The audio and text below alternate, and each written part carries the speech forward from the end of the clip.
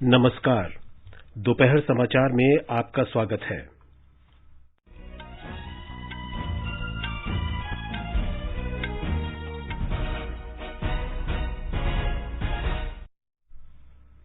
मंत्रिमंडल ने राष्ट्रीय खाद्य सुरक्षा अधिनियम के सभी लाभार्थियों को मई और जून के लिए अतिरिक्त अनाज के आवंटन की मंजूरी दी।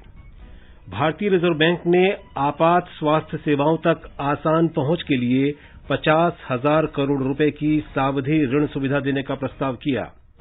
तृणमूल कांग्रेस नेता ममता बनर्जी ने लगातार तीसरी बार पश्चिम बंगाल की मुख्यमंत्री के रूप में शपथ ली।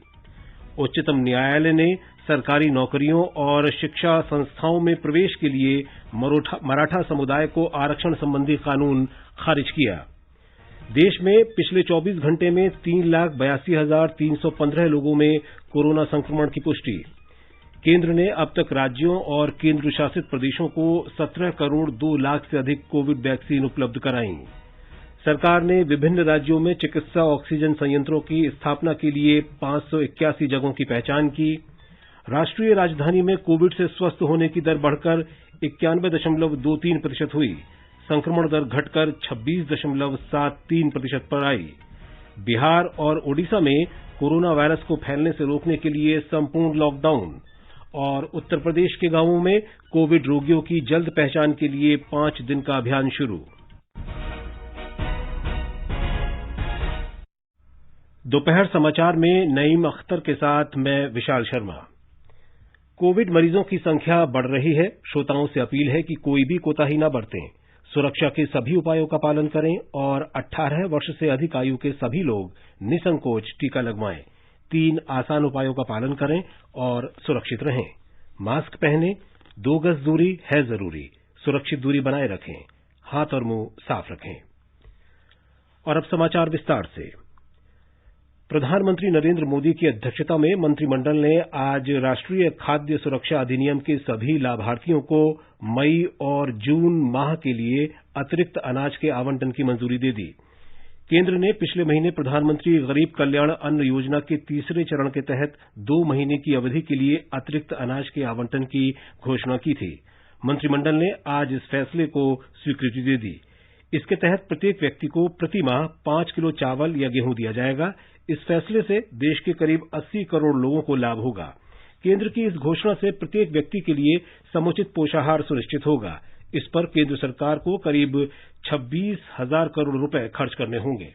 मंत्रिमंडल ने वैश्विक नवाचार सहभागिता के बारे में विदेश मंत्रालय और ब्रिटेन के विदेश राष्ट्रमंडल और विकास कार्यालय के बीच समझौता ज्ञापन पर हस्ताक्षर को भी मंजूरी दी है। इस समझौता ज्ञापन के जरिए भारत और ब्रिटेन वैश्विक नवाचार सहभागिता शुरू करने पर सहमत हो गए हैं। इससे भारतीय अन्वेषक नई सोच के साथ सामने आएंगे तथा उन्हें नए बाजार तलाशने और आत्मनिर्भर बनने में मदद मिलेगी।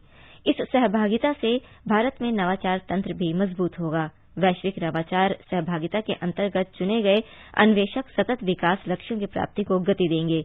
इस सहभागिता के जरिए सीमा पार नवाचार के आदान प्रदान के लिए खुले और समावेशी ई बाजार का विकास होगा। प्रधानमंत्री नरेंद्र मोदी और ब्रिटेन के प्रधानमंत्री बोरिस जॉनसन ने द्विपक्षीय संबंधों को 2030 तक व्यापक रणनीतिक साझेदारी तक ले जाने की महत्वाकांक्षी कार्ययोजना को स्वीकृति दी है। इससे अगले 10 वर्ष में दोनों देशों के लोगों के बीच संपर्क, व्यापार और अर्थव्यवस्था, रक्षा और सुरक्षा, जलवायु परिवर्तन और स्वास्थ्य क्षेत्र में आपसी सहयोग और मजबूत होगा। दोनों नेताओं के बीच कल वर्चुअल शिखर बैठक में कोविड की स्थिति और महामारी से निपटने के प्रयासों में सहयोग और कोविड वैक्सीन के संबंध में सफल साझेदारी पर विचार विमर्श हुआ। यूरोप और पश्चिमी मामलों के संयुक्त सचिव संदीप चक्रवर्ती ने कहा कि व्यापार साझेदारी बढ़ने से दोनों देशों में प्रत्यक्ष और अप्रत्यक्ष रोजगार के अनेक अवसर सृजित होंगे। Both our leaders had substantive discussions on the entire gamut of our ties and exchanged views on regional and global issues of mutual interest. The strong complementarities and growing convergences between the two countries in all these areas were underscored. The first big deliverable of the summit was the launch of the Roadmap 2030. Last year, when the two Prime Ministers had spoken on telephone, they had agreed to make this roadmap to transform India-UK ties, and the two leaders launched the roadmap. The implementation of the roadmap will elevate the India-UK relationship into a comprehensive strategic partnership.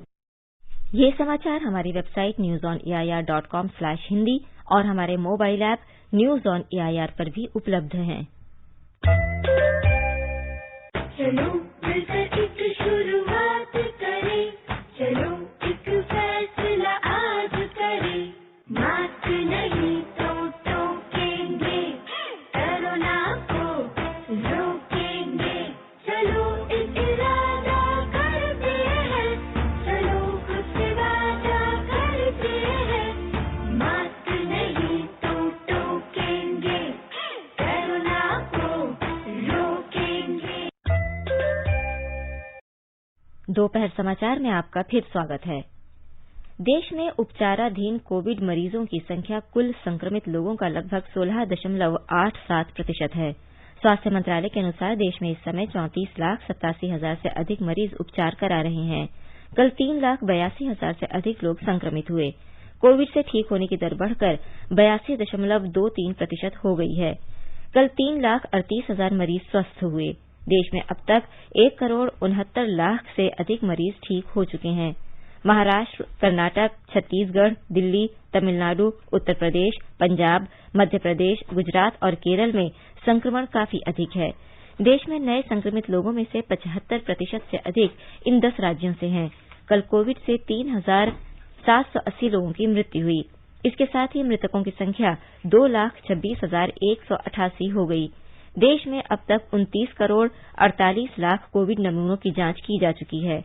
कल 15,41,000 से अधिक जांच की गई। देश भर में इस समय 2,506 प्रयोगशालाओं में कोविड जांच की जा रही है।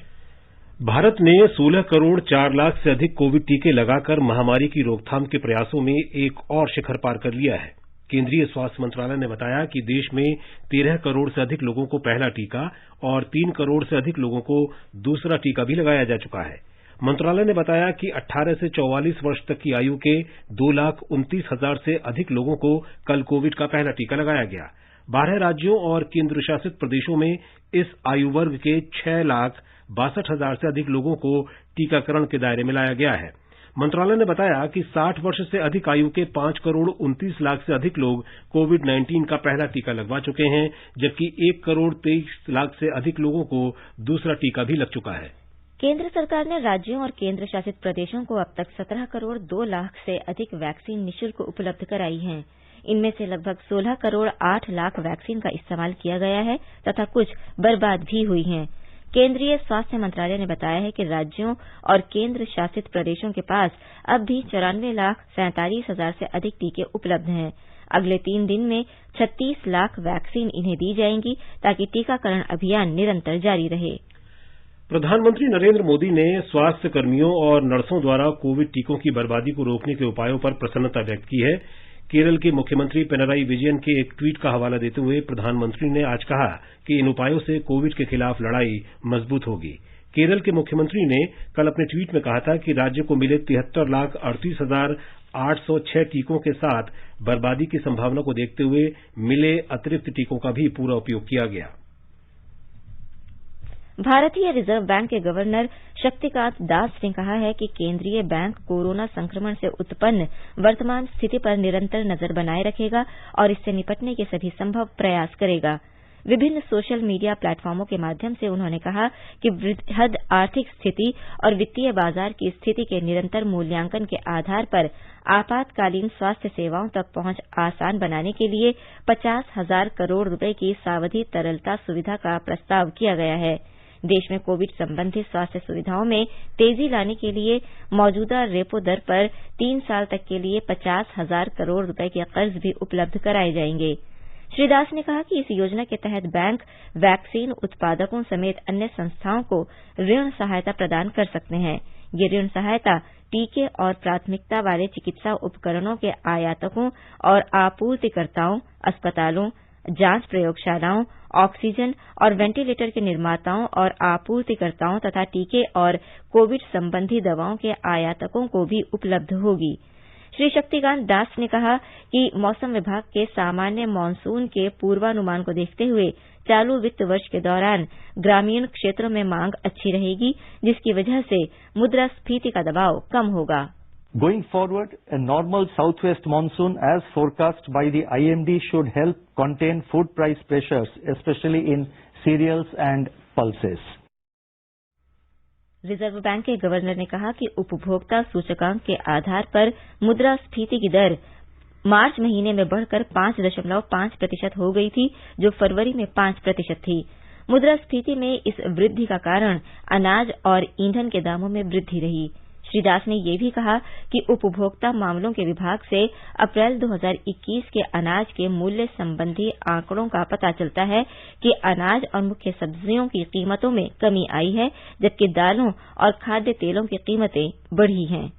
The build-up in input price pressures across sectors, driven in part by elevated global commodity prices, remain a concern. The inflation trajectory over rest of the year will be shaped by the COVID-19 infections and the impact of localized containment measures on supply chains and logistics. Shri Das ने कहा कि 3 साल के लिए दीर्घकालिक repo दर पर 10,000 करोड़ रुपए के कर्ज उपलब्ध कराए जाएंगे। इस धनराशि का उपयोग करके छोटे वित्तीय बैंक रेपो दर पर प्रत्येक उधारकर्ता को 10 लाख रुपए तक के कर्ज जारी कर सकेंगे। इससे महामारी की वर्तमान लहर के दौरान प्रभावित सूक्ष्म, लघु और मध्यम औद्योगिक इकाइयों और अन्य असंगठित क्षेत्र की इकाइयों को लाभ पहुंचेगा। पश्चिम बंगाल में तृणमूल कांग्रेस प्रमुख ममता बनर्जी ने आज लगातार तीसरी बार राज्य के मुख्यमंत्री के रूप में शपथ ली। राज्यपाल जगदीप धनखड़ ने कोविड नियमों का पालन करते हुए उन्हें कोलकाता के राजभवन में आयोजित एक सादे समारोह में पद और गोपनीयता की शपथ दिलाई। ब्यौरा हमारी संवाददाता से। हाल ही में संपन्न राज्य विधानसभा चुनाव में 2/3 बहुमत का जादुई आंकड़ा हासिल करने के बाद तृणमूल कांग्रेस प्रमुख ममता बनर्जी ने आज मुख्यमंत्री के रूप में शपथ ली। আমি মমতা ব্যানার্জি ঈশ্বরের নামে শপথ করিতেছি যে বিধি দ্বারা স্থাপিত ভারতের সংবিধানের প্রতি আমি অকৃত্রিম নিষ্ঠা ও আনুগত্য পোষণ করিব। আমি ভারতের সার্বভৌমত্ব ও অখণ্ডতা রক্ষা করিব। महामारी को देखते हुए सुश्री बनर्जी का शपथ ग्रहण समारोह राजभवन के थ्रोन हॉल में बहुत ही सादे ढंग से आयोजित किया गया। इससे पहले 2011 और 2016 में सुश्री बनर्जी का शपथ ग्रहण समारोह का आयोजन भव्य तरीके से हुआ था। 2011 में पहली बार मुख्यमंत्री पद की शपथ लेने के बाद ममता बनर्जी राजभवन से राज्य सचिवालय तक पैदल गई थी। वहीं 2016 में पहली बार राजभवन के बाहर शपथ ग्रहण समारोह आयोजित किया गया था, जिसमें हजारों की संख्या में लोग एकत्रित हुए थे। कोविड की स्थिति को देखते हुए आज समारोह में केवल गिने चुने गणमान्य व्यक्ति ही उपस्थित थे। शपथ लेने के बाद मुख्यमंत्री ममता बनर्जी राज्य सचिवालय गईं और उन्हें गार्ड ऑफ ऑनर दिया गया। उन्होंने राज्य में कोरोना संक्रमण की स्थिति के बारे में समीक्षा भी की। कोलकाता से मधुपर्णा धर चौधरी की रिपोर्ट के साथ समाचार कक्ष से प्रियंका अरोड़ा। नवनिर्वाचित विधायकों का शपथ ग्रहण कल और परसों 2 चरणों में विधानसभा भवन में होगा। प्रधानमंत्री नरेंद्र मोदी ने पश्चिम बंगाल की मुख्यमंत्री के रूप में शपथ लेने पर ममता बनर्जी को बधाई दी है। दिल्ली की पूर्व मुख्यमंत्री स्वर्गीय शीला दीक्षित के बाद सुश्री बनर्जी लगातार 3 बार किसी राज्य की मुख्यमंत्री के रूप में शपथ लेने वाली देश की दूसरी महिला बन गई हैं। डीएमके पार्टी के प्रमुख एमके स्टालिन ने आज राज्यपाल बनवारीलाल पुरोहित से मुलाकात की और सरकार बनाने का दावा पेश किया।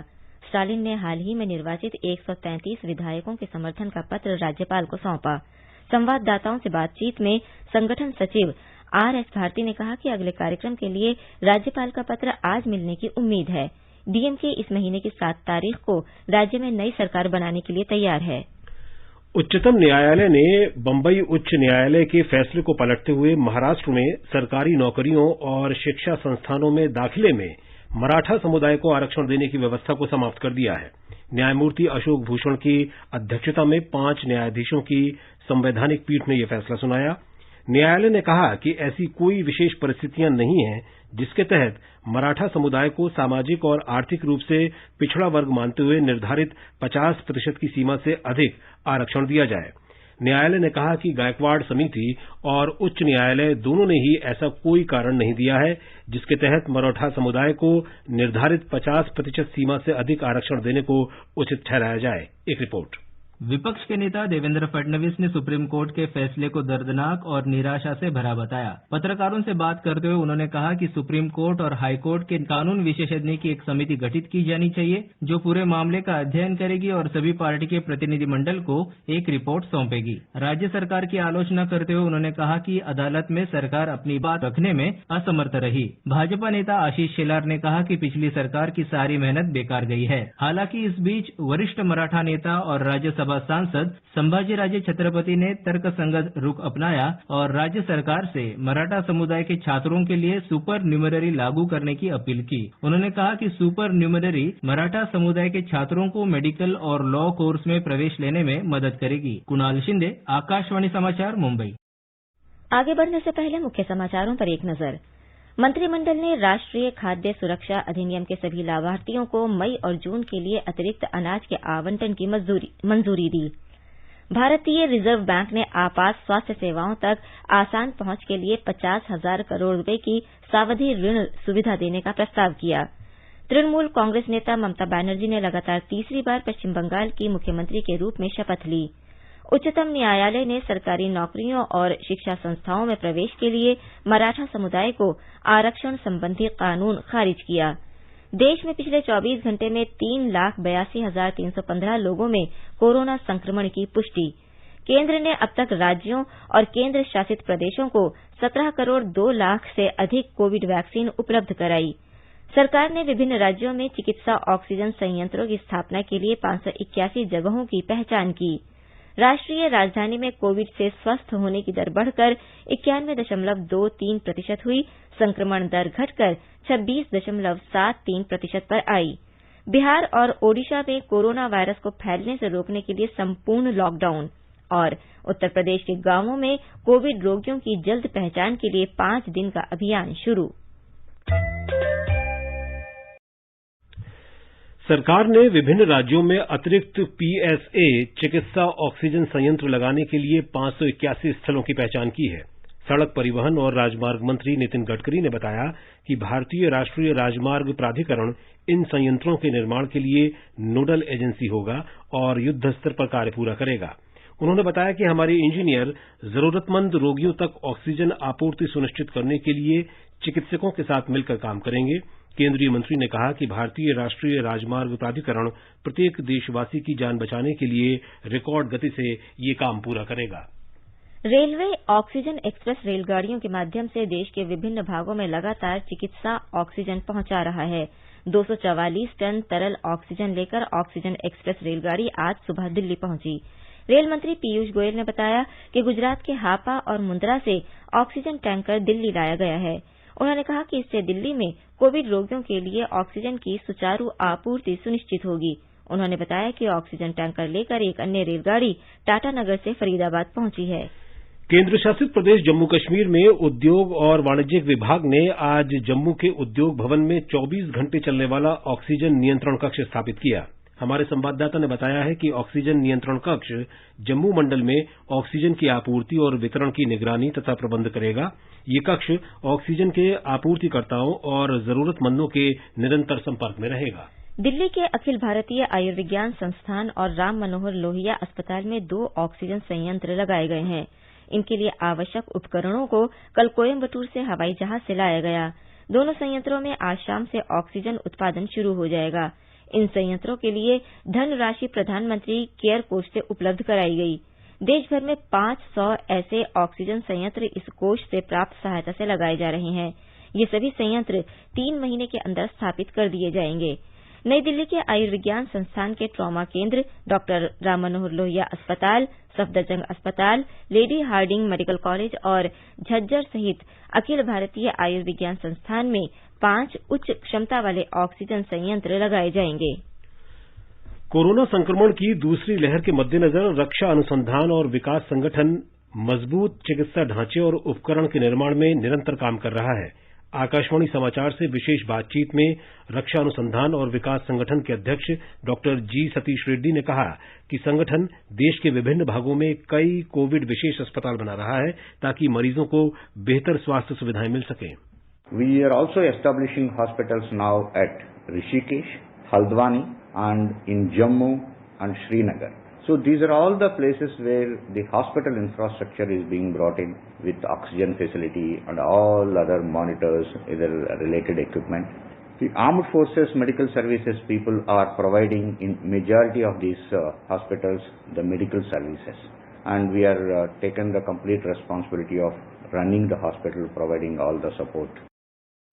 श्री रेड्डी ने बताया कि संगठन देश भर में 500 से अधिक ऑक्सीजन संयंत्र स्थापित करने के काम में लगा है तथा टेक्नोलॉजी के जरिए अतिरिक्त चिकित्सकीय ऑक्सीजन के उत्पादन के लिए संयंत्र लगाने के प्रयास कर रहा है। उन्होंने कहा कि रक्षा अनुसंधान और विकास संगठन घरों में इस्तेमाल के लिए 1,50,000 छोटे ऑक्सीजन सिलेंडर तैयार करने जा रहा है। We are providing a mini oxygen cylinder, which is a portable cylinder, with automatic regulator and manual regulator, wherein the person can easily take oxygen based on the SpO2 levels, either automatic or non-automatic. We are going to produce about 1.5 lakh cylinders of that, so that we can provide it at households and centers and other places, so the load on the doctors will come down. रक्षा अनुसंधान और विकास संगठन के अध्यक्ष ने बताया कि संगठन ने विभिन्न चिकित्सकीय उपकरण बनाने के लिए अपनी सैन्य विशेषज्ञता और ज्ञान का उपयोग किया है ताकि कोविड मरीजों को राहत पहुंचाई जा सके। आकाशवाणी का समाचार सेवा प्रभाग आज स्पॉटलाइट कार्यक्रम में कोविड से निपटने में डीआरडीओ के प्रयासों के बारे में रक्षा अनुसंधान विकास संगठन के अध्यक्ष डॉ जी सतीश रेड्डी का साक्षात्कार प्रस्तुत करेगा। ये कार्यक्रम एफएम गोल्ड चैनल और अतिरिक्त मीटरों पर आज रात 9:15 बजे से सुना जा सकता है। ये कार्यक्रम हमारी वेबसाइट newsonair.com और हमारे YouTube channel news on AIR official पर भी उपलब्ध होगा। अपडेट के लिए आप न्यूज ऑन एआईआर ऐप पर भी फॉलो कर सकते हैं। राष्ट्रीय राजधानी दिल्ली में कोविड से स्वस्थ होने की दर बढ़कर 91.23% हो गई है। संक्रमित होने की दर भी घटकर 26.73% पर आ गई है। पिछले 24 घंटे में 18,788 मरीज कोविड से स्वस्थ हुए हैं। अब तक कुल 11,24,771 लोग स्वस्थ हो चुके हैं। कल 19,953 लोगों में कोरोना संक्रमण की पुष्टि हुई। इसके साथ ही दिल्ली में कुल संक्रमित लोगों की संख्या बढ़कर 12,32,000 से अधिक हो गई है। पिछले 24 घंटे में 338 लोगों की कोविड से मौत हुई। बिहार सरकार ने कोरोना के प्रसार को रोकने के लिए 15 अप्रैल तक राज्य में पूर्ण लॉकडाउन लगा दिया है। हालांकि लॉकडाउन के दौरान टीकाकरण केंद्र, बैंक और आवश्यक सेवाएं जारी रहेंगी। नई दिशा निर्देशों के अनुसार सरकारी कार्यालय और सार्वजनिक निगम बंद रहेंगे। सभी शैक्षणिक संस्थान, निजी और व्यावसायिक प्रतिष्ठान भी बंद रहेंगे। Cinema hall, shopping mall, gym, stadium और पार्क भी बंद कर दिए गए हैं। बिहार में कोविड संक्रमित लोगों की संख्या में तेजी से वृद्धि हो रही है। कल 14,794 कोविड के नए मरीज सामने आए। राज्य में अब तक 2,926 लोग इस महामारी का शिकार हो चुके हैं। संक्रमित लोगों की दर लगभग 16% है। ओडिशा में आज से 14 दिन का राज्यव्यापी लॉकडाउन लागू हो गया है। लॉकडाउन 19 मई तक लागू रहेगा। राज्य में उपचाराधीन कोविड रोगियों की संख्या बढ़कर 73,548 हो गई है। कल 8,216 लोगों में कोरोना संक्रमण की पुष्टि हुई। कोविड के बढ़ते मामलों पर नियंत्रण के लिए लगाए गए राज्यव्यापी लॉकडाउन से कुछ आवश्यक गतिविधियों और स्वास्थ्य संबंधी सेवाओं को छूट दी गई है। उत्तर प्रदेश सरकार ने गांवों में कोविड रोगियों की पहचान के लिए आज से 5 दिवसीय अभियान शुरू किया है। ये अभियान 9 मई तक चलेगा। ऐसी आशंका है कि पंचायत चुनाव और मतगणना के दौरान गांवों में संक्रमित लोगों की संख्या बढ़ सकती है। मरीजों की पहचान के लिए टीमों को 10 लाख दवा किट और इतनी ही एंटीजन किट उपलब्ध कराए गए हैं। स्कूलों और ग्राम पंचायत भवनों में क्वारंटीन सेंटर तैयार किए गए हैं। मध्य प्रदेश में कल 12,236 लोगों में संक्रमण की पुष्टि होने से कुल संक्रमित लोगों की संख्या 6,12,666 हो गई है। हमारी संवाददाता ने बताया है कि आज से राज्य के सभी जिलों में 18 से 44 वर्ष की आयु के लोगों को भी टीके लगाए जा रहे हैं। प्रदेश में पॉजिटिविटी दर घटकर 19.1% हो गई है। राज्य में सक्रिय मामले 86,639 हैं, जबकि 11,249 लोग कल संक्रमण से स्वस्थ हुए हैं। इंदौर में 1,805 नए कोविड मामले दर्ज किए गए, जबकि भोपाल में 1,673 मामले सामने आए हैं। प्रदेश की आईईसी ब्यूरो की उपनिदेशक अर्चना मंडीर ने बताया कि टीकों की उपलब्धता के अनुसार पूरे राज्य में चरणबद्ध तरीके से टीकाकरण किया जाएगा। टीकाकरण सोमवार, बुधवार, गुरुवार और शनिवार को सुबह 9 से 5 बजे तक किया जाएगा। पूजा पीवर्धन, आकाशवाणी समाचार, भोपाल। कर्नाटक के मुख्यमंत्री बीएस येडियुरप्पा ने कहा है कि कोविड रोगियों की जांच, निगरानी, उपचार और टीकाकरण कार्यक्रम को बेहतर बनाने के लिए राज्य के मंत्री जिला प्रशासन के साथ बैठक कर रहे हैं। एक रिपोर्ट। बेंगलुरु के हर एक अस्पताल में ऑक्सीजन के स्टॉक और मांग पर हर दिन नजर रखने के लिए बृहद बेंगलुरु महानगर पालिके यानी बीबीएमपी ने स्पेशल कमिश्नर डी रणदीप के नेतृत्व में कमेटी बनाई है। ये कमेटी ऑक्सीजन की मौजूदा स्थिति के बारे में सरकार को हर दिन जानकारी देगी। कोविड रोगियों को बीबीएमपी द्वारा अस्पताल में बिस्तर बुकिंग करने वाले व्यवस्था को सुधारने के लिए सांसद तेजस्वी सूर्या ने इन्फोसिस के को फाउंडर नंदन नीलेकाणी जी की मदद मांगी है। अपने ट्वीट में सूर्या जी ने नीलेकाणी जी को धन्यवाद अदा किया है कि उनके द्वारा बेड एलोकेशन सॉफ्टवेयर में सुधार लाया जाएगा। आज सरकार ने आदेश जारी किया है कि कर्नाटक हाई कोर्ट के रिटायर्ड न्यायाधीश बीए पाटिल चामराजनगर में घटित 24 रोगियों की मृत्यु की जांच करेंगे। सुधींद्र, आकाशवाणी समाचार, बेंगलुरु। ये समाचार आकाशवाणी से प्रसारित किए जा रहे हैं। ताजा समाचार जानने के लिए आप हमारे Twitter handle @AIR News Hindi को फॉलो कर सकते हैं। ये आकाशवाणी है। राष्ट्रपति रामनाथ कोविंद ने बिशप डॉक्टर फिलिपोस मॉर क्रिसोस्टोम के निधन पर शोक व्यक्त किया है। उन्होंने कहा कि बिशप अपने धर्मज्ञान, उदारता और जरूरतमंदों की सेवा के लिए जाने जाते थे। प्रधानमंत्री नरेंद्र मोदी ने भी मालनकारा मार्थोमा सीरियन चर्च के पूर्व अध्यक्ष डॉक्टर फिलिपोस मॉर क्रिसोस्टोम के निधन पर शोक व्यक्त किया है। प्रधानमंत्री ने कहा कि मॉर क्रिसोस्टोम धर्म संबंधी ज्ञान के लिए हमेशा याद किए जाएंगे।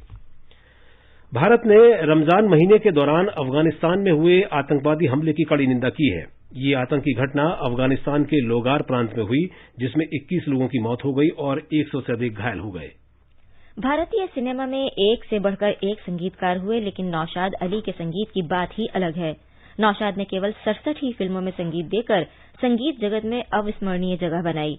1940 में बनी प्रेमनगर में नौशाद को पहली बार स्वतंत्र रूप से संगीत निर्देशन का मौका मिला।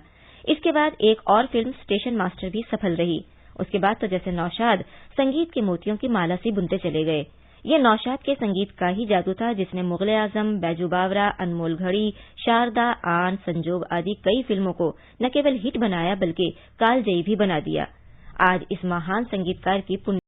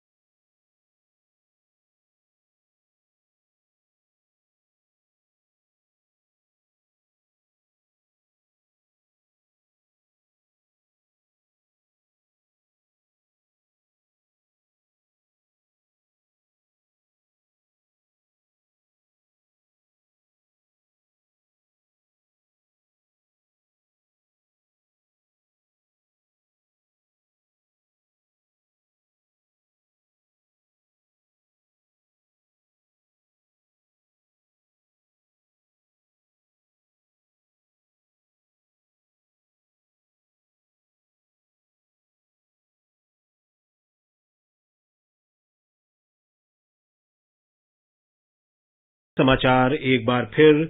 मंत्रिमंडल ने राष्ट्रीय खाद्य सुरक्षा अधिनियम के सभी लाभार्थियों को मई और जून के लिए अतिरिक्त अनाज के आवंटन की मंजूरी दी। भारतीय रिजर्व बैंक ने आपात स्वास्थ्य सेवाओं तक आसान पहुंच के लिए 50,000 करोड़ रुपए की सावधि ऋण सुविधा देने का प्रस्ताव किया। तृणमूल कांग्रेस नेता ममता बनर्जी ने लगातार तीसरी बार पश्चिम बंगाल की मुख्यमंत्री के रूप में शपथ ली। उच्चतम न्यायालय ने सरकारी नौकरियों और शिक्षा संस्थाओं में प्रवेश के लिए मराठा समुदाय को आरक्षण संबंधी कानून खारिज किया। देश में पिछले 24 घंटे में 3,82,315 लोगों में कोरोना संक्रमण की पुष्टि। केंद्र ने अब तक राज्यों और केंद्र शासित प्रदेशों को 17 करोड़ 2 लाख से अधिक कोविड वैक्सीन उपलब्ध कराई। सरकार ने विभिन्न राज्यों में चिकित्सा ऑक्सीजन संयंत्रों की स्थापना के लिए 581 जगहों की पहचान की। राष्ट्रीय राजधानी में कोविड से स्वस्थ होने की दर बढ़कर 91.23% हुई। संक्रमण दर घटकर 26.73% पर आई। बिहार और ओडिशा में कोरोना वायरस को फैलने से रोकने के लिए संपूर्ण लॉकडाउन और उत्तर प्रदेश के गांवों में कोविड रोगियों की जल्द पहचान के लिए 5 दिन का अभियान शुरू। इसके साथ ही दोपहर समाचार का ये अंक समाप्त हुआ। नमस्कार।